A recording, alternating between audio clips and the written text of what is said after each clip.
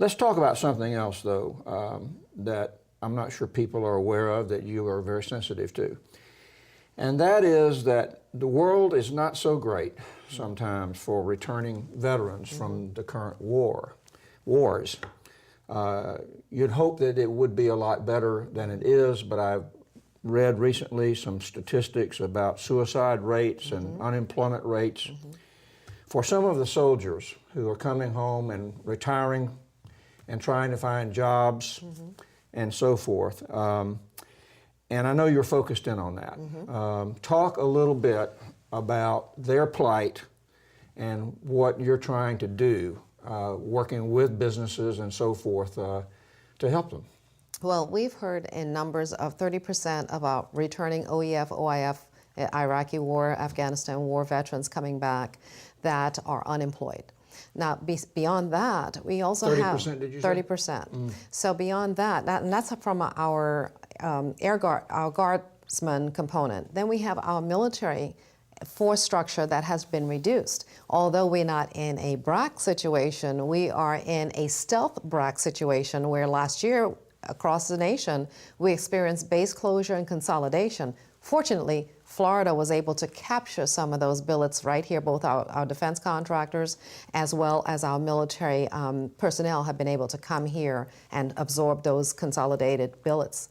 However, we still had, particularly in the Navy, I was visiting a ship out at Mayport this particular day, and 2 sailors were told that they had to leave prematurely because of the Navy end strength going down. So not only do we have our guardsmen that are affected, we also have our active duty component that are.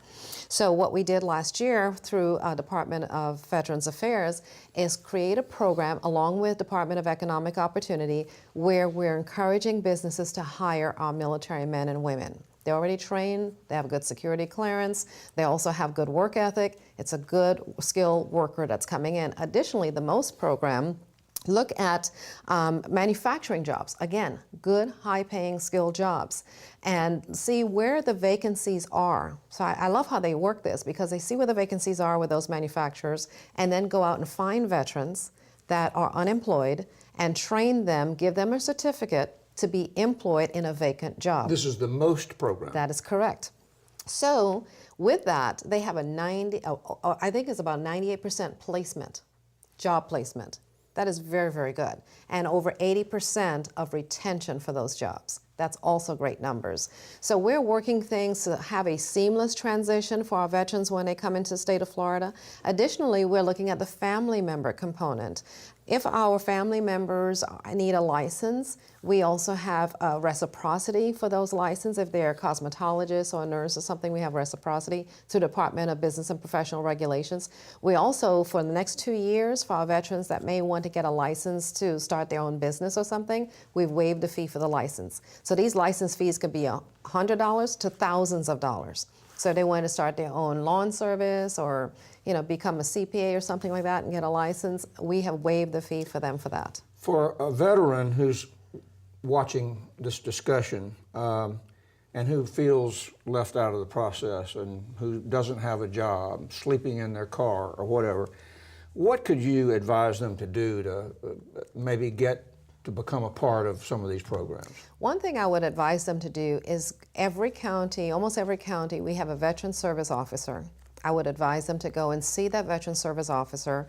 A couple of things. Number one, they may not realize that they can qualify for veterans benefits.